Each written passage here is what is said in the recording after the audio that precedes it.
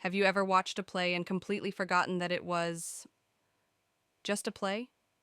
What if a theater didn't want you to get emotionally lost, but instead wanted you to think, question, and challenge society? Welcome to the world of epic theater. According to the Encyclopedia Britannica, epic theater is a form of didactic, meaning teaching, drama that presents a series of loosely connected scenes. Instead of creating an illusion of reality, it often interrupts the storyline to directly address the audience with analysis, arguments, or factual commentary. But here's the big question. Why would a playwright want to break the illusion of theater? The answer lies with the German dramatist Bertolt Brecht, the pioneer of epic theater. Brecht believed theater should not make the audience emotionally identify with characters. Instead, it should provoke rational self-reflection and encourage a critical view of society. He opposed the traditional naturalistic theater inspired by Stanislavski, theater that tried to look completely real. Brecht thought emotional catharsis, that emotional release audiences feel, actually made people complacent. Instead, he wanted audiences to leave the theater asking, why does social injustice exist? What can I do to change it? So remember this, epic theater is not reality. It is an enactment of reality meant to spark thought. Its goal is simple. Don't just feel, think, judge, act. Let me ask you, would you rather cry during a play or leave inspired to change the world? That is exactly the choice Brecht presents. Key features of epic theater. Let's quickly summarize the major characteristics. Relaxed, thinking audiences, narrative plots instead of tight storylines, untragic heroes, rejection of catharsis, reason over emotion. Epic theater is deeply political. It appeals to the intellect rather than the heart. Traditional theater focuses on individual characters. Epic theater focuses on society. Traditional plays follow the three unities of time, place, and action. Brecht completely crushed these rules. Scenes become episodes, each standing on its own. Some plays even span years and multiple locations, like Life of Galileo. Brecht's belief is perfectly captured in Galileo's words, I believe in human reason.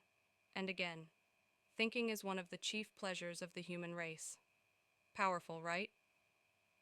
Techniques used in epic theater. Now let's explore the theatrical tools Brecht used to keep audiences alert and thinking. 1. Verfremdungseffekt, the alienation effect. Don't worry about the long German word. It simply means making the familiar strange. The purpose? To prevent the audience from becoming emotionally absorbed.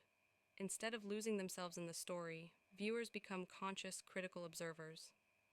Whenever the rhythm of a scene is interrupted, something unexpected happens, the audience wakes up mentally. They stop feeling and start thinking. Devices of alienation effect include narration. Sometimes the narrator tells you what will happen before it happens.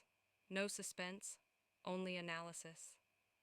Coming out of role, imagine an actor suddenly describing their character in third person during a dramatic scene.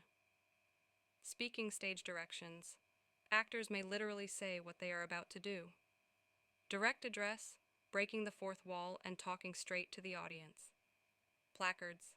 Signs or projections giving extra information to deepen understanding. Let me ask you, if a character holds a sign saying, I'm miserable, is that interesting?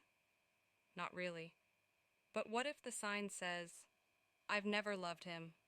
Now you are thinking. And that is epic theater working perfectly.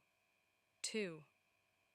Justice combines gesture, expression, and body language to communicate a social or political message.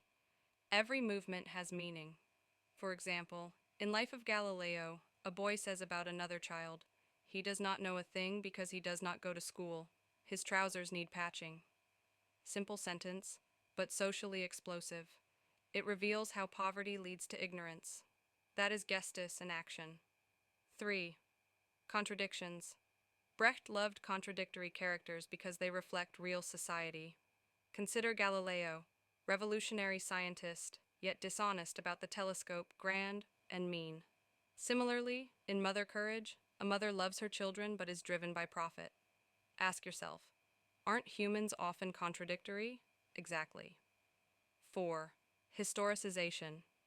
Brecht often set plays in the past to help audiences analyze the present objectively. For example, Mother Courage, set during the 30 Years' War but reflects World War II. Life of Galileo, set in the 16th century but critiques modern scientists. The past becomes a mirror for the present. 5. Music. In epic theater, music doesn't just support action, it comments on it. Imagine a cheerful song playing while lyrics describe suffering. Uncomfortable? Good. That discomfort forces reflection. Songs were tools to communicate themes and remind audiences they were watching a performance, not reality. So, what is Brecht ultimately asking from us? Not tears, not emotional escape, but critical awareness. Epic theater gives the audience the freedom to analyze moral problems and question social realities. Brecht wanted theater to inspire social change, and he used epic theater as his instrument. Now tell me in the comments, do you think theater should make us feel or make us think?